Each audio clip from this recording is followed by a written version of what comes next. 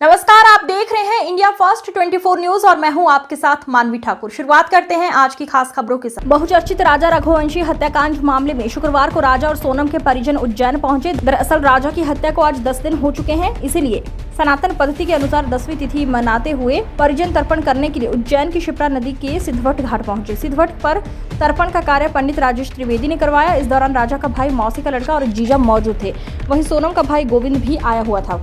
पंडित ने सनातन पद्धति के अनुसार विधि विधान से सभी दशा कर्म करवाए। पंडित राजेश त्रिवेदी ने बताया कि सनातन पद्धति के अनुसार मृत्यु के बाद जो क्रियाक्रम होता है वो आज करवाया गया। ये सभी कार्य मृत राजा की शांति के लिए हुए। सोनम के भाई गोविंद ने कहा, पंडित जी के कहे अनुसार उन्होंने तर्पण किया है क्योंकि राजा उनसे छोटे थे और वो जमाई थे, इसलिए उनका भी दायित्व बनता है। अन्य सवालों के जवाब देते हुए गोविंद ने कहा, राज उनके यहाँ जॉब करता था, मुझे उनके अफेयर का कुछ भी पता नहीं था।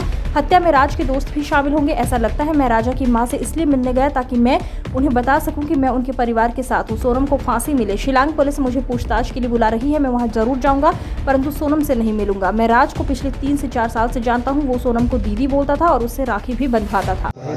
जो हमारी सनातन धर्म संस्कृति में मृत्यु के उपरांत जो कर्म विधान होता है, पिंडदान के माध्यम से जो सारी प्रक्रिया होती है, तो यहाँ पर आज पहले दिन से लेकर के तो सतपिंडी तक का कार्य, जिसमें नारायण बलि विधान प्रमुखता में जो होता है, तो वो सारा कार्य यहाँ पर आज पूर्ण हुआ है।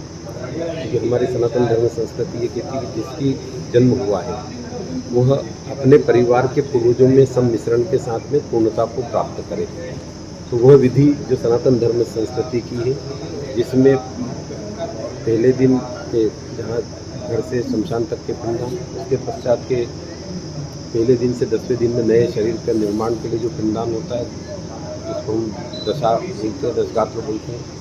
एकादशा नारायण बलि कर्म, द्वादशा में वर्ष भर के पूरे पिंडदान, पश्चात सतपिंडी तक का कार्य आज यहाँ पर पूर्ण।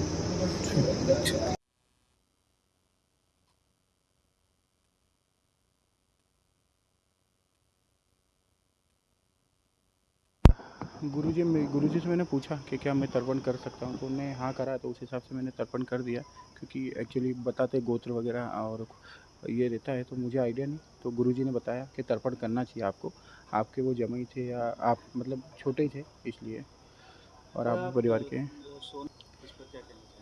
नहीं, मुझे इन सभी चीज़ों का कोई आइडिया नहीं है। मतलब अगर आइडिया होता तो देखिए, राज भी मेरे यहाँ जॉब करता था, सोनम मेरी बहन थी।